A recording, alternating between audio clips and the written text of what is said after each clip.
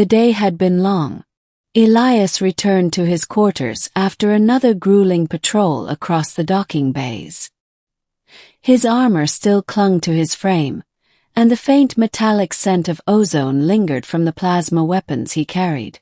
He wasn't looking for company, wasn't looking for conversation. All he wanted was quiet. But when the door to his cabin slid open with a hiss, he froze. Someone was already inside. At first glance, he thought it was a mistake. Another soldier, perhaps, who had stumbled into the wrong room after a night of drinking. But then the figure turned, and his instincts screamed a warning. She wasn't human. Tall, slender, with skin that shimmered faintly like the surface of a distant star, the alien woman looked startled. Her hair was silver, cascading down her back in strands that caught the dim light of the quarters. Her eyes, large, violet, and luminous, widened as she realized she had been discovered. "Hi," she stammered, her voice melodic yet trembling. "This is not where I intended to be." Elias's hand instinctively went to his sidearm, though he didn't draw it. "You're not supposed to be here." His tone was sharp, laced with suspicion. "These quarters are restricted. How did you get in?" She glanced toward the door, then back at him. "The station corridors are confusing. I was seeking the guest wing." That explanation didn't sit right with him. Starbase Halcyon was guarded, its corridors patrolled and secured. Guests didn't simply wander into the private room of a human captain. Yet there was something in her expression, fear but not malice. "Who are you?" Elias demanded. Her lips parted, hesitation flickering across her face. "My name is Serenia. I am of the Lumerian people."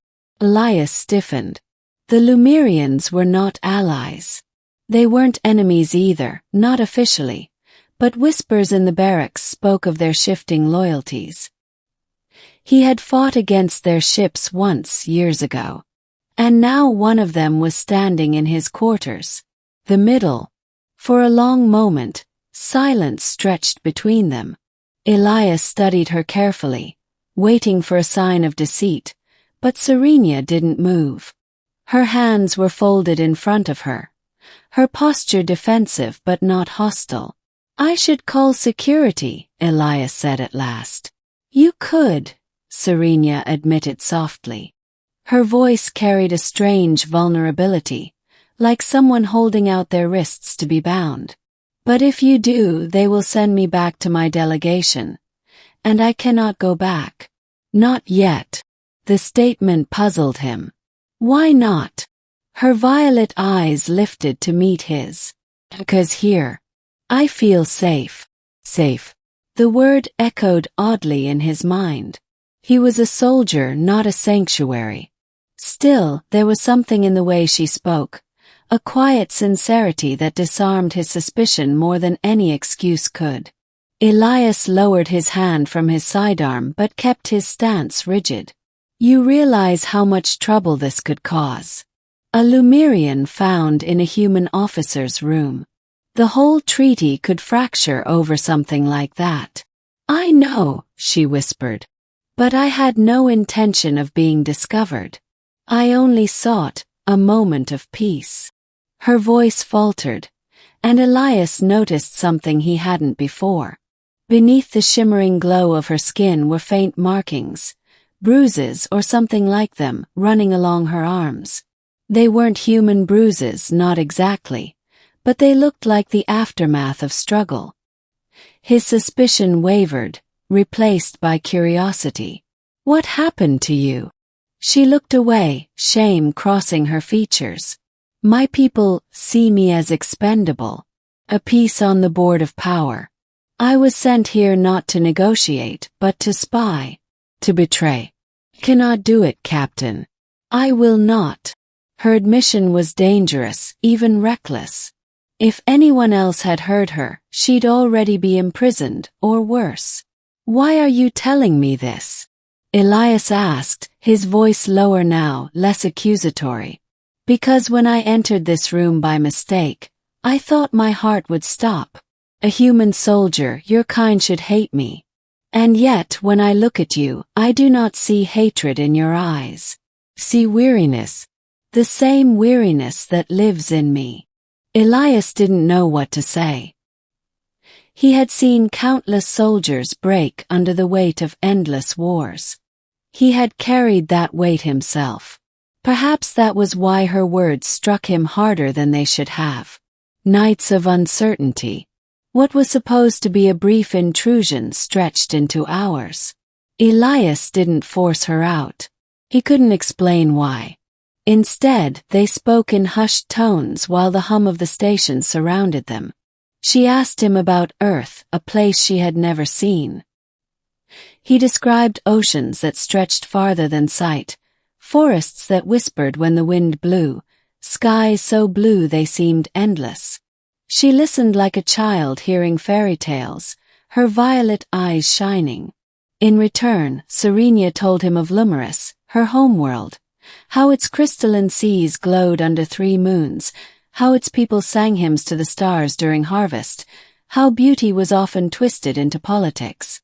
The more she spoke, the more Elias realized she wasn't just a spy or a pawn. She was someone trapped between duty and conscience. But the longer she stayed, the greater the risk became.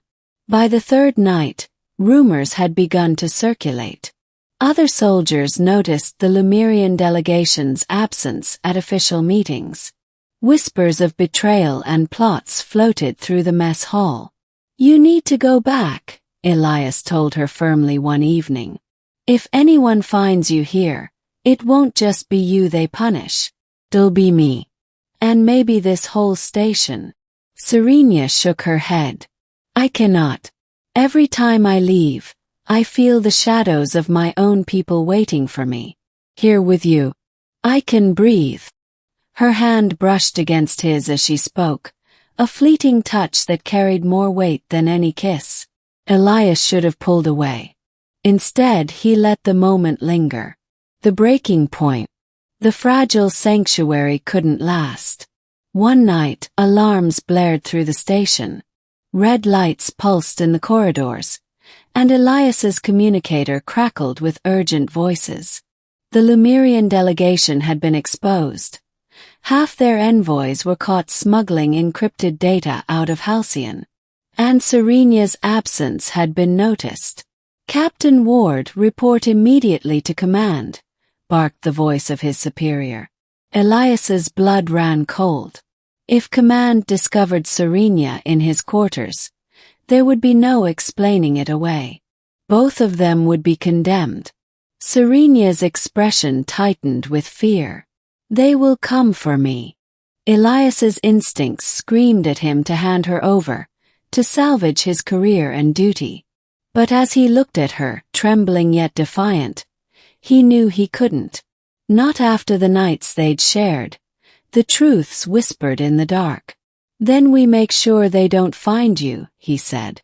And they fled through the maintenance tunnels beneath the station, moving swiftly under the cover of chaos. Elias knew every passage, every blind corner, every forgotten hatch. Serenia followed close behind. Her presence a silent reminder of the risk he was taking.